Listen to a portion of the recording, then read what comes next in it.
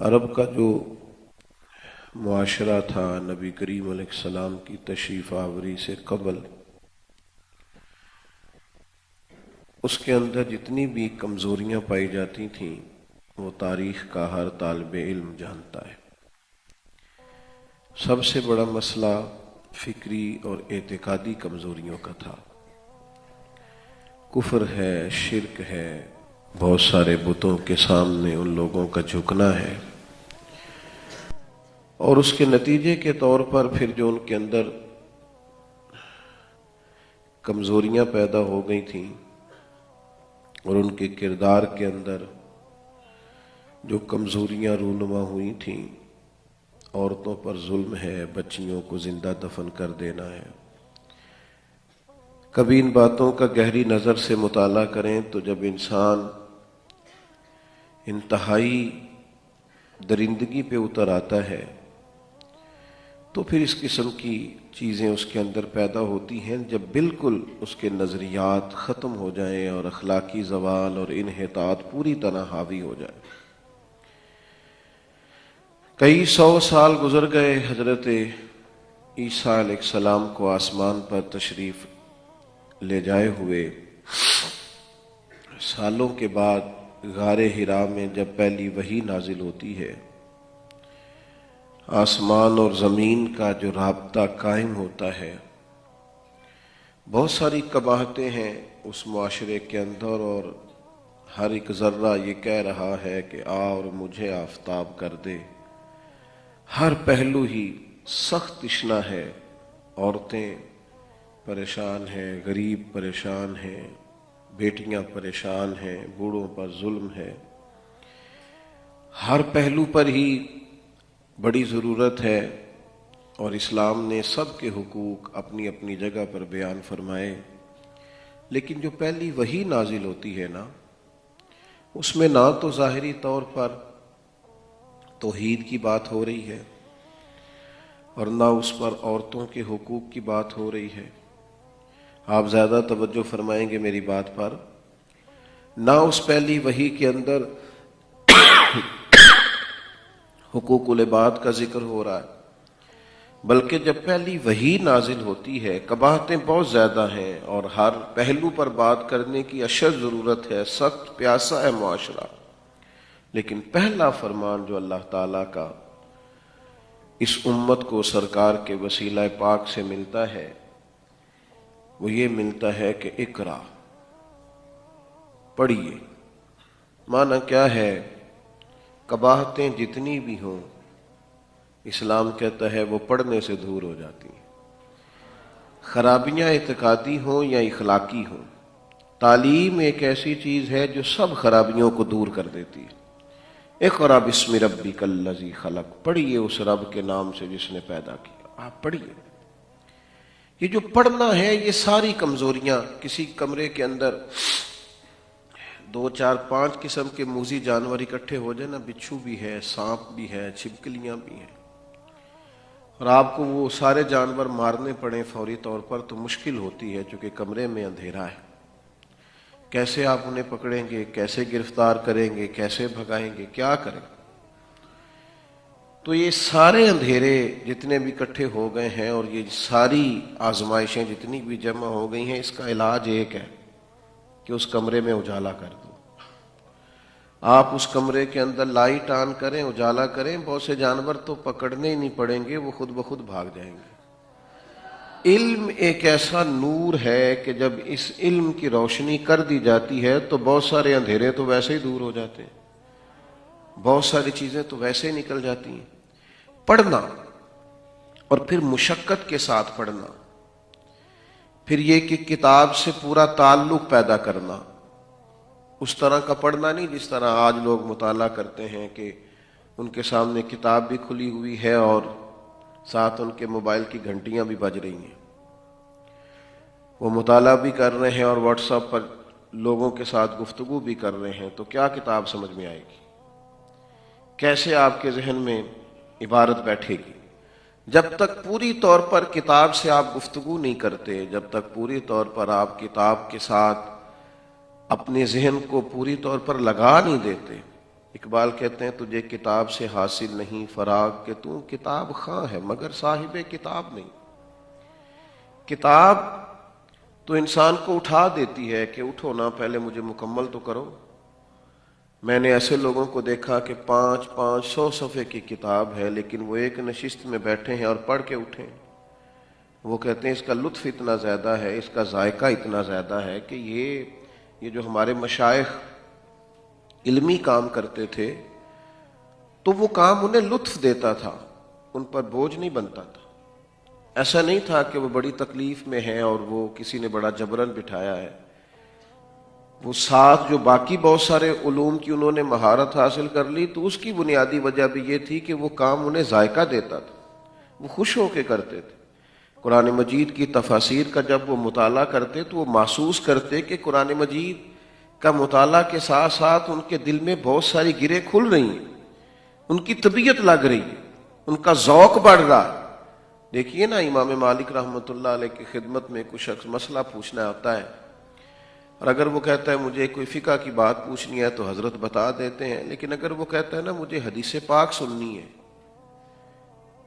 تو یہ ان کا اپنا ذوق ہے۔ کسی جگہ کتاب و سنت میں اس کا حکم نہیں، یہ ان کا اپنا ذوق ہے کہ اس نے کہا مجھے حدیث پاک سننی ہے تو انہوں نے اٹھ کر غسل کیا ہے۔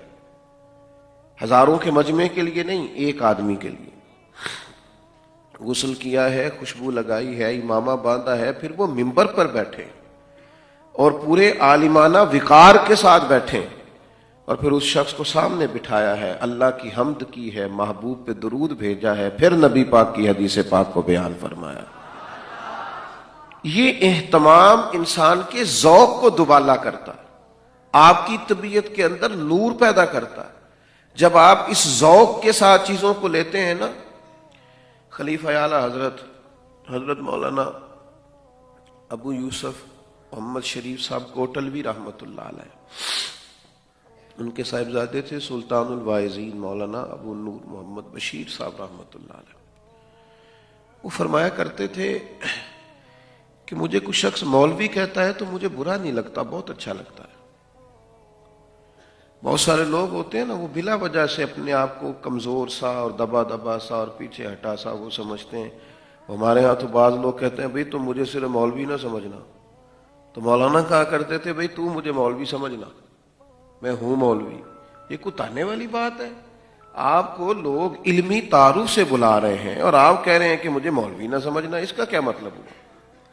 آپ اس کو اپنے لیے اعزاز بنائیں، آپ کہیں شکر ہے اللہ کا کسی نے مولوی صاحب کہا ہے، ہم ہیں بھئی مولوی صاحب۔ اس میں کیا کمزوری ہے؟ بلا وجہ 2 قدم پیچھے ہٹنے کا معنی کیا ہے؟ زندگی میں اس جگہ پہ کھڑے ہو جانا جس پہ صرف وضاحتیں دی جائیں، اس کا مطلب ہاں یہ ضرور اسے کہیں کہ جس کو تم عرف عام میں آج سمجھتے ہو اب وہ دور نہیں رہا، اب تو بھئی مولوی اللہ کے فضل سے تقاضوں سے آگاہ ہیں، انہیں خبر ہے۔ تم اگر کسی اور معنی میں یہ بات کر رہے ہو تو وہ تمہاری بات درست نہیں ہے، ورنہ ہم نے تو اعلیٰ حضرت فاضل بریلوی کے نام کے ساتھ بھی کتابوں میں مولوی لکھا ہوا دیکھا ہے، تو مشائخ کے ناموں کے ساتھ لکھا ہوا دیکھا ہے۔ اس میں کمزوری والی کیا بات ہوئی؟ کبھی بھی ایسی پوزیشن پہ کھڑے نہ ہو۔ اور پھر آپ طالب علم ہیں جو علم کو طلب کرتا ہے، جو ذوق رکھتا ہے علمی۔ حضرت مفتی وقار الدین صاحب رحمۃ اللہ علیہ کے حالات میں میں نے پڑھا، کیا فرماتے ہیں کہ حضرت صدر الشریعہ رحمۃ اللہ علیہ فرمایا کرتے تھے سوال کیا کرو، جھجکا نہ کرو۔ اور یہ بھی ہوتا ہے ہمارے مدارس میں کہ جب طلباء سوال کرتے ہیں تو اس میں بعض اوقات اساتذہ کا بھی فائدہ ہوتا ہے، کچھ چیزیں ڈھونڈنی پڑتی ہیں، نکالنی پڑتی ہیں، کچھ ورک گردانی کا موقع ملتا ہے، اور سوال کرنے والے طلباء یہ باقی جو کلاس فیلوز ہوتے ہیں ان کا بھی بڑا نفع کرتے ہیں۔ تو فرماتے ہیں میں بہت زیادہ سوال کرتا تھا حضرت صدر الشریعہ سے۔ حضرت مفتی وقار الدین صاحب رحمۃ اللہ علیہ فرماتے ہیں کہ باقی طلباء بھی مجھ سے کہا کرتے تھے کہ یار ہمیں تو استاد جی کا روب بڑا ہے، بعضوں کا خیال آتا ہے کیسے یہ ذرا سوال ہمارا بھی پوچھ لینا، اور پھر ان کو وہ علمی ذوق اس کے نتیجے میں حاصل ہوا۔ یعنی آپ کسی چیز کو پڑھ رہے ہیں، پھر آپ اس کو سمجھنا چاہتے ہیں، پھر آپ اس پر غور کرنا چاہتے ہیں، پھر آپ اس کے نتائج کو سمجھنا چاہتے ہیں، اس کی حکمت کو سمجھنا چاہتے ہیں، اسے آپ معاشرے میں اپلائی کیسے کریں گے، سوسائٹی میں اس کا رواج کیسے ہوگا، اس کو آپ غور کرنا چاہتے ہیں۔ فرماتے ہیں میں کلاس میں سوالات کرتا تھا، پھر اللہ نے انہیں توفیق دی۔ یہ بھی فرماتے ہیں کہ پھر مجھ پر وہ وقت بھی آیا کہ میں نے ساری رات مطالعہ کیا۔ تو یہ نہیں ہوتا جب تک آپ کا ذوق نہ ہو، جب تک کتاب آپ کو لطف نہ دے۔ ورنہ تو ایک طالب علم نے مجھ سے پوچھا، جمعہ پڑھاتے تھے، کہ بتائیے مطالعہ کیسے کرنا چاہیے، کتاب کو کیسے دیکھنی چاہیے۔ تو میں نے کہا یار آپ جمعہ پڑھانے کے لیے مطالعہ پوچھ رہے ہیں، وہ تو آتا ہی نہیں اگر اس نیت سے پڑھا جائے تو، کہ مجھے صرف لوگوں کو ہی سنانا ہے، مجھے صرف کسی کو ہی بتانا ہے۔ یہ خالص اس نیت سے اگر آپ چیز کو لے رہے ہیں تو کتاب آپ کے ساتھ گفتگو کیسے کرے گی؟ اگر آپ کا ذوق اس طرح کا ہو کہ مجھے نہ وہ اپنے لیے پڑھنا ہے، اپنے لیے سمجھنا ہے، میرے اوپر وہ طاری ہو، جو چیزیں میں کھولنا چاہ رہا ہوں مجھے اس کی سمجھ آئے، جس بات کی آپ کو سمجھ نہیں آ رہی وہ آپ کسی کو کیسے سمجھا سکیں گے؟ جو بات آپ پر طاری نہیں ہو رہی وہ آگے کسی شخص کو کیا لطف دے گی؟ تو آپ اپنے ذوق کو علمی بنائیں گے۔ دوسری گزارش یہ ہے کہ ہمارے ہاں ایک بہت زیادہ بات ہوتی ہے کہ ہمیں جدید تقاضوں سے آگاہ ہونا چاہیے، اس میں کوئی شک نہیں، اور یہ بہت بڑی ضرورت ہے تقاضوں کی آگاہی۔ لیکن ایک بات جو کم از کم اس ادارے سے پوری دنیا میں گئی ہے ہمیشہ، اسے کبھی نہیں بھولنا۔ ہمیں ہر جدید تقاضے کو سمجھنا ہے، غور کرنا ہے، اور وقت کے تقاضوں کے مطابق اشاعت دین کا کام کرنا ہے، ابلاغ کرنا ہے، لیکن ان جدید تقاضوں کے ساتھ ساتھ ہمیں کسی نئے عقیدے کی طرف نہیں جانا، عقائد اور نظریات کو مضبوط رکھنا ہے۔ ہمارے بچے پتہ نہیں کس کو سن رہے ہوتے ہیں، ان کے جیبوں میں پتہ نہیں کس کی گفتگو چل رہی ہوتی ہے۔ جو لوگ نظریاتی طور پر کمزور ہو جاتے ہیں وہ زندگی میں کچھ نہیں کر پاتے۔ ڈبل مائنڈڈ آدمی بھی کبھی زندگی میں کچھ کرتا ہے۔ یہ جن بزرگوں کی قدموں میں آپ بیٹھتے ہیں نا، حضرت مفتی ظفر علی نعمانی صاحب رحمۃ اللہ علیہ، حضرت علامہ عبد المصطفیٰ اعظمی صاحب رحمۃ اللہ علیہ، حضرت مفتی وقار الدین صاحب، حضرت علامہ قاری مصلح الدین صدیقی صاحب، یہ وہ مشائخ تھے جو نظریاتی طور پر پختہ لوگ تھے، ذہنی اور فکری طور پر کسی قسم کی کمزوری نہیں تھی۔ جب کوئی شخص جب بھی ذہنی طور پر بہت پختہ ہوتا ہے نا، نظریاتی طور پر، اس کا کام مضبوط ہوتا ہے، لیکن کمزور باتیں کرنا، کچی پکی باتیں کرنا، اور مطلب اسٹیج پر میں نے دیکھا ہے کچھ لوگ بڑی مضبوط بات کر رہے ہوتے ہیں، لیکن نیچے اتر کو کہتے ہیں یار اس کا ذرا مفہوم مخالف بھی دیکھ لو، ذرا دوسری رائے کو بھی سن لو۔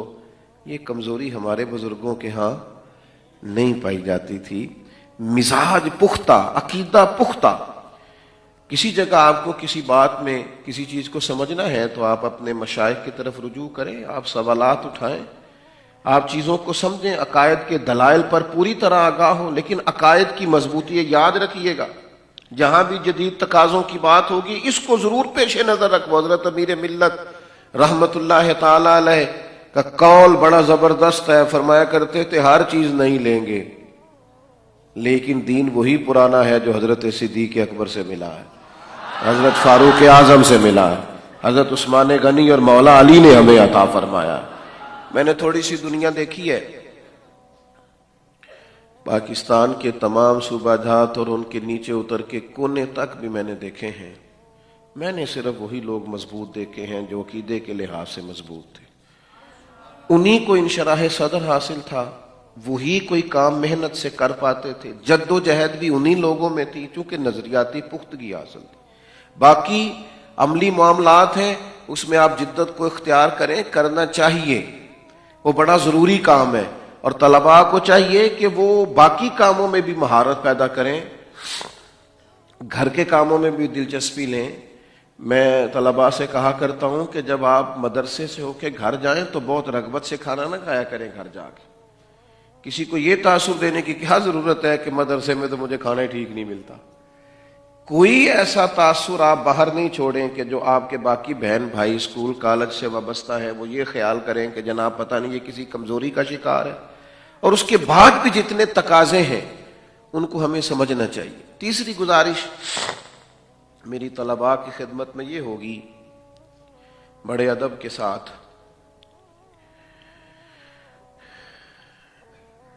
کہ ایک فطری اصول ہے انسان کی زندگی میں کہ انسان جو لوگ اس کے قریب ہوتے ہیں نا، اس کا خیال ہوتا ہے کہ ان میں کمزوریاں ہیں، اور جو لوگ بہت زیادہ دور ہوتے ہیں ان کے بارے میں خیال ہوتا ہے بہت اعلیٰ چل رہے ہیں وہ لوگ۔ یہ ہمارے ذہن میں بات ہوتی ہے۔ میں مختلف جگہوں پہ جاتا ہوں تو بعض اوقات لوگ اپنے شہر کے کسی عالم کے بارے میں یا کسی خطیب کے بارے میں کوئی شکوے کی بات کرتے ہیں، اور ساتھ یہ بھی کہتے ہیں کہ آپ بڑے اچھے آدمی ہیں لیکن ہمارے مولانا کے اندر یہ کمزوریاں ہیں۔ تو میں ان کی خدمت میں اکثر عرض کرتا ہوں کہ میں ذرا دور رہتا ہوں نا، اور دوسری بات یہ ہے کہ میں تو 2-3 گھنٹے کے لیے آیا ہوں، مجھے چلے جانا ہے۔ آپ کو اپنے عالم سے ہی وابستہ ہونا چاہیے، چونکہ آپ کے تمام معاملات وہی دیکھیں گے۔ ہم جب کسی ادارے میں تعلیم حاصل کر رہے ہوتے ہیں تو سب سے اچھے استاد وہ ہوتے ہیں جو ہمیں پڑھا رہے ہوتے ہیں، سب سے بہترین مدرسہ وہ ہوتا ہے جس میں ہم پڑھ رہے ہوتے ہیں۔ یہ ادھر ادھر نظر اٹھانا دیکھنا ٹھیک ہے، کسی وقت آپ کسی اور جگہ چلے جاتے ہیں وہ معاملہ اور ہے، لیکن یاد رکھیے جہاں انسان رہتا ہے، جس گود میں وہ پرورش پاتا ہے، اگر وہ اس کی ٹھنڈوں کو محسوس نہیں کرتا، اس کی خوبصورتی کو محسوس نہیں کرتا، تو وہ پڑھ نہیں پاتا، وہ سکون نہیں لے پاتا۔ آپ جہاں ہیں وہاں اطمینان سے وقت گزاریں اور خوش قسمت جانیں اپنے آپ کو، اس سے شکر بھی پیدا ہوتا ہے اور انسان کا دل بھی لگتا ہے، ورنہ ہر وقت ادھر ادھر دیکھنے سے کمزوری پیدا ہوتی ہے۔ ہمارے بہت سارے ایسے علماء ہم نے دیکھے ہیں جنہوں نے ایسے مدارس میں تعلیم حاصل کی ہے جو باقاعدہ مدرسہ ہی نہیں تھا۔ کسی عالم کے گھر جانا یا ان کی مسجد میں جانا اور جا کر پڑھنا، لیکن ذہن پڑھنے والا تھا، شوق تھا، ذوق تھا، تو تعلیم ہو گئی۔ حضرت خواجہ نظام الدین صاحب رحمۃ اللہ علیہ کے ایک مرید تھے، ان کے دل میں بھی خیال آتا تھا کہ ہماری خانقاہ میں یہ تبدیلیاں ہونی چاہیے، تو اس کا اظہار 2-4 جگہوں پہ انہوں نے کیا، باقی جگہوں کو دیکھتے ہوں گے۔ اور خیر کی بات اور خیر کی تبدیلی کو بری چیز بھی نہیں ہے، تو بار بار جب ان کے مزاج میں شدت آئی تو حضرت خواجہ نظام الدین صاحب رحمۃ اللہ علیہ نے ان سے کہا کہ آپ کچھ دن پانی پت میں ایک خانقاہ ہے وہاں گزار کے آئیں۔ 10-11 دن گزار کے آئے تو حضرت نے پھر ان کو کہا کہ آپ فلاں علاقے میں ایک خانقاہ ہے، میرا خیال ہے وہاں کچھ دن گزاریں۔ 2-3 جگہوں پہ بھیجا، تو جب چوتھی جگہ بھیجنے لگے تو انہوں نے ہاتھ باندھ دیا، عرض کی حضور میں یہیں ٹھیک ہوں، میں دیکھ آیا ہوں چیزوں کو، میں یہیں بہتر ہوں۔ تو ایک تو اس بات پر ضرور توجہ کریں۔ بس میں اپنی بات سمیٹنے لگا ہوں۔ ایک میری آپ کی خدمت میں اور گزارش ہے۔ دور طالب علمی میں نے ایک چیز کو بڑی شدت سے محسوس کیا ہے، وہ ایک درد ہے، آپ کی خدمت میں ضرور رکھنا چاہتا ہوں۔ تمام طلباء قابل نہیں ہوتے، اور تمام طالب علم جو ہوتے ہیں وہ پوری طور پر مضبوط نہیں ہوتے، کچھ کمزور ہوتے ہیں، کچھ کی زبان توتلی ہوتی ہے، کسی کے وجود میں کوئی کمزوری ہوتی ہے۔ میں نے دیکھا ہے کہ مزاح کے نام پر، خوش طبعی کے نام پر کچھ لوگوں کی ایسی حوصلہ شکنی ہوئی، کچھ بن سکتے تھے وہ بیچارے، غریب گھر تھا، کمزور فیملی سے تعلق تھا، لیکن مدرسے میں بعض ایسے لوگوں کو جن کو تھپکی دینی چاہیے تھی انہوں نے بھی ان کو مذاق بنا لیا۔ پورے کے پورے ادارے میں اس طالب علم کے ساتھ اس طرح کا رویہ رکھا گیا کہ بالآخر وہ بیچارے کمزور ہو گئے ذہنی طور پر اور ادارہ چھوڑ کے چلے گئے۔ یہ چیزیں درست نہیں ہوتی۔ آپ خوش طبعی کریں لیکن کبھی بھی کسی شخص کا مذاق تو نہ بنائیں۔ قرآن مجید تو فرماتا ہے کہ یہ جاہلوں کا طریقہ ہے۔ جب حضرت موسیٰ علیہ السلام نے کہا سورۃ البقرہ میں آپ کو ملے گا کہ گائے ذبح کرو، تو انہوں نے کہا آپ ہم سے مذاق کرتے ہیں، تو آپ نے فرمایا میں اللہ کی پناہ مانگتا ہوں جاہلوں میں سے ہو جاؤں۔ تو جو ہلاک کا طریقہ ہے. کسی بھی طالب علم کی حوصلہ شکنی نہ کریں. کچھ سب نے مناظر اسلام تھوڑی بننا ہے, کچھ سبھی کو محقق تھوڑا بننا ہے. کچھ ہماری طرح کے صرف جمعہ پڑھانے والے بھی ہوں گے, صرف نماز پڑھا لیا کریں گے. بہت سارے لوگوں کی بہت ساری جگہوں پہ ضرورت ہوتی ہے. میں کسی شخص سے بیزار نہیں ہو سکتا, چونکہ ایک ذرہ بھی تو بیکار نہیں ہو سکتا. تو حوصلہ شکنی کرنا اور کسی بیچارے کو کمزور کر دینا, اسے تکلیف پہنچانا, یہ بات درست. اور آخری گزارش میری آپ کی خدمت میں یہ ہے, چونکہ طلباء سے باتیں ہو رہی ہیں تو کچھ دل کی باتیں ہیں وہ ساری ہو ہی جائیں. خطاب صرف طلباء سے ہے. میں آپ سے عرض کروں گا کہ بہت ساری چیزوں میں مہارت پیدا کریں اپنی زندگی میں, کوئی کمزوری نہیں دکھائیں. اگر آپ کے گھر میں گاڑی ہے یا کسی جگہ کچھ ایسی آسانی موجود ہے تو اس کی ڈرائیونگ بھی آپ سیکھیں. حضرت مفتی ظفر علی نعمانی صاحب رحمۃ اللہ علیہ تجارت فرمایا کرتے تھے اور ایک مضبوط تاجر تھے. انہوں نے کام کیا ہے.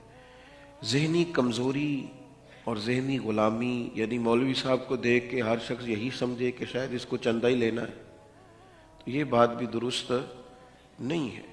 یعنی آپ کی طبیعت اس طرح کی ہو کہ اگر آپ کچھ انقلابی مزاج ہو سکتے ہیں نا. ہم نے دیکھا ہے مدارس میں پڑھنے والے, ہمارے ایک بہت بڑا کالج ہے پنجاب میں, اس میں ایک سیرت کانفرنس میں مجھے حاضری کا موقع ملا. تو پرنسپل صاحب جو تھے کالج کے, وہ مجھ سے کہنے لگے کہ میں نے انہیں کہا مسجد بڑی عمدہ بن گئی ہے, ایک دفعہ میں پہلے آیا تھا تو کمزور تھی. تو کہنے لگے ایک اسٹوڈنٹ ہمارے یہاں سے پڑھ کے بہت کامیاب بزنس مین بنے ہیں, کئی ممالک میں انہوں نے بزنس کیا ہے.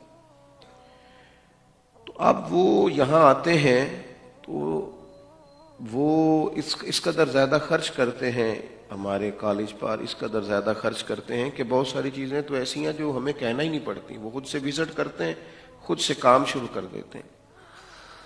ہمیں بہت ساری چیزوں میں صلاحیت پیدا کرنی ہے. الحمدللہ اللہ کا فضل ہے, تیزی سے طلباء بڑے ہیں یونیورسٹیز میں. مدارس کے بچے ہیں جو زیادہ ایم فل کر رہے ہیں, پی ایچ ڈی کر رہے ہیں, ایک بہت بڑی تعداد. آپ اپنے ذہن کو تھوڑا کھولیں گے اور جو وقت ضائع ہوتا ہے ادھر ادھر اسے باقی کاموں پہ لگائیں گے, مختلف زبانوں میں مہارت حاصل کریں گے, آپ کچھ اور چیزوں کی طرف بھی اپنی رغبت پیدا کریں گے. تو جب کوئی شخص مضبوط ہوتا ہے تو جہاں وہ وابستہ ہوتا ہے وہاں بھی مضبوطی ہوتی ہے. اعلیٰ حضرت بریلوی رحمۃ اللہ تعالی علیہ کی شخصیت کو جب ہم پوری طور پر پڑھتے ہیں تو آپ نے جس بیدار مغزی کے ساتھ لوگوں کو تیار کیا ہے تو اس میں ہر قسم کی شخصیات آپ کو ملیں گے. بہت زیادہ تصوف پر کام کرنے والے, صوفیزم کو فروغ دینے والے بھی آپ کے خلفاء ہیں, تدریس میں مہارت رکھنے والے اور شعر و سخن میں مقام پیدا کرنے والے اور پوری دنیا میں دین اسلام کی تبلیغ کرنے والے. انہوں نے کسی شخص کو بھی یہ نہیں کہا کہ آپ سبھی شعبہ جات میں کام کریں یا آپ اس شعبے میں کام کر رہے ہیں تو دوسرے میں کیوں نہیں کر رہے.